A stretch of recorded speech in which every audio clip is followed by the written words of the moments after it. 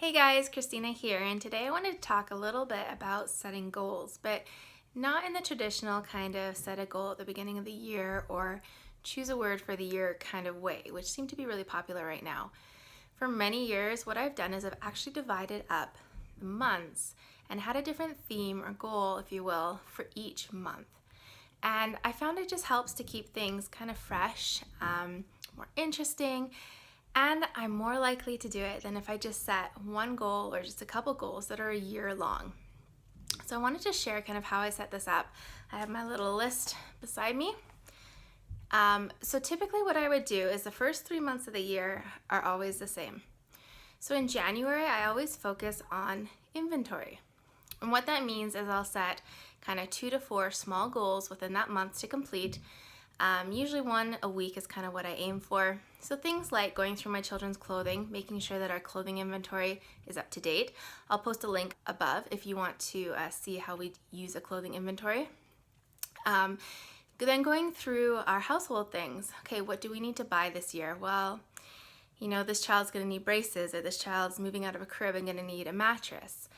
And then looking at some kind of vacation, or what are those kind of things we're planning? What expenses are we gonna have?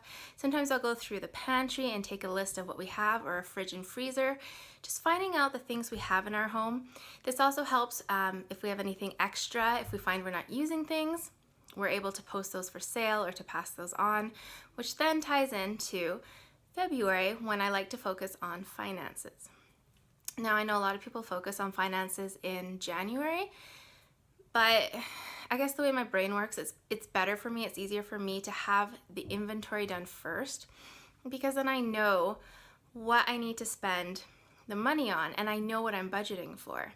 We also live on last month's income, which means the last 3 months of the year or so, our income is a little higher than normal, and then it drops in the January pay. But for us, that means our February budget is actually less. If you're not familiar with living on last month's income, it has some great benefits. You always know exactly to the dollar how much you have to spend. So it's really great for variable incomes or fluctuating incomes. But it also allows you to have a buffer in your bank account of 1 month's expenses. And I use YNAB. If you have extra questions about that, I can share more information about that another time. So finances, we figure out basically how are we gonna pay for the things that we need. Those extra things we had in our inventory, maybe that we're selling, we're bringing that money back in and figuring out what to do with that money. We're looking at our financial goals. Maybe one of the things I'm gonna do that month is look at the interest rates that our accounts are getting, and do we need to move some money? Do we need to move banks? Is there less fees, a way to pay less fees? So all of that kind of thing all fits into the finances. And then for March, I pretty much always do a spiritual theme. So our church has a conference twice a year, and the first one is the beginning of April. And so I like to spend the month of March preparing for that conference. So that means making sure that my scripture reading and my personal prayer are getting done, making sure that I'm reading articles and listening to devotionals in preparation for this meeting, that I'm pondering and looking at questions I want answered, and just getting ready for that first week in April for that conference. So then the rest of the months, they varied over the years. And so I'll go through my list that I have here with some ideas, and then you can kind of see if any of them would work for you. So one is health. That's a pretty common one, I think. Sometimes I focus more on the exercising. One year I did exercise maintenance because I had been working out regularly, but I wanted to make sure that that kind of continued. Sometimes it's more the health side, eating healthy, things like that. And I typically do that in the spring, just because we live in a climate that's very cold in the winter, and when I find I can start getting out again, maybe we can get our bikes out again, it just kind of ties in well with that. Another one we like to do is new tastes. And so we'll choose a month, and we've done it spring, summer, and we have done it in the fall as well, where every week we try a food we've never had before, and we've actually gained some family favorites through this. One of those was asparagus. We'd never had asparagus before. Another one was beets. I think I might have tried it as a kid, but we tried it, we like it, and now we eat these foods regularly, so it's really fun to do that. Another one is, sometimes I call it exploration or new places, where each week we visit somewhere new. And it doesn't have to be like a big grand thing or expensive. Sometimes it's a playground that we've driven by and we're always like, oh yeah, we should go there one day. And well, we're gonna go there this week. Sometimes it's a walking path or a little museum, just something new, exploring our community, learning new things about the place where we live. Really simple. We tend to do that one mostly in the summer just because of weather and there's more options. Another one is organization or sorting. This one, I mean, you could go so many different directions with that. Typically I go through like our files, our filing system and clean that out.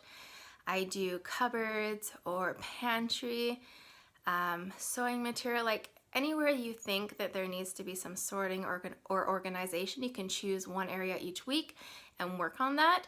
Sometimes it's even like cleaning out files on the computer because sometimes there's just a lot of accumulation of files there. Another one that kind of goes along with that is cleaning.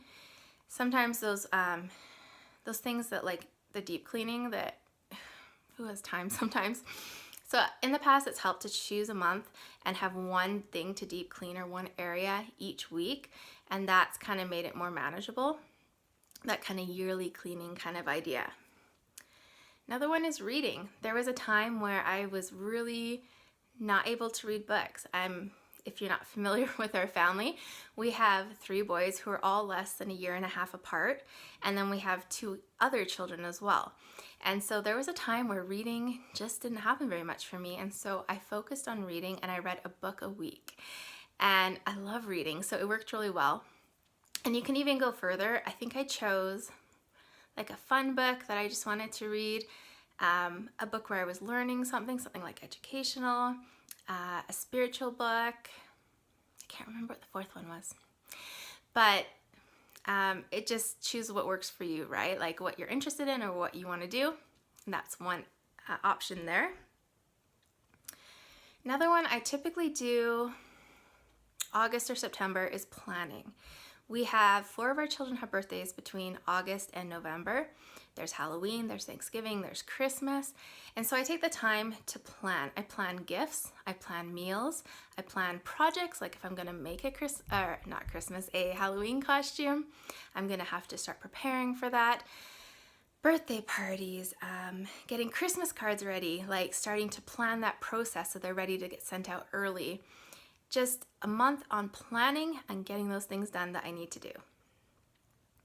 Gardening is another one I typically do every year. Usually, I'd say April or May. Our last frost is the 3rd-ish week of May usually.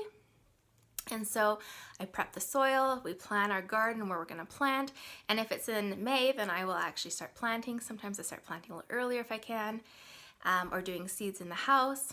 So again, breaking it down and setting out 2 to 4 things that you want to do that month that pertains to gardening in the space that you have available. Another one is self-care. And this is one I typically tend to do after having a baby.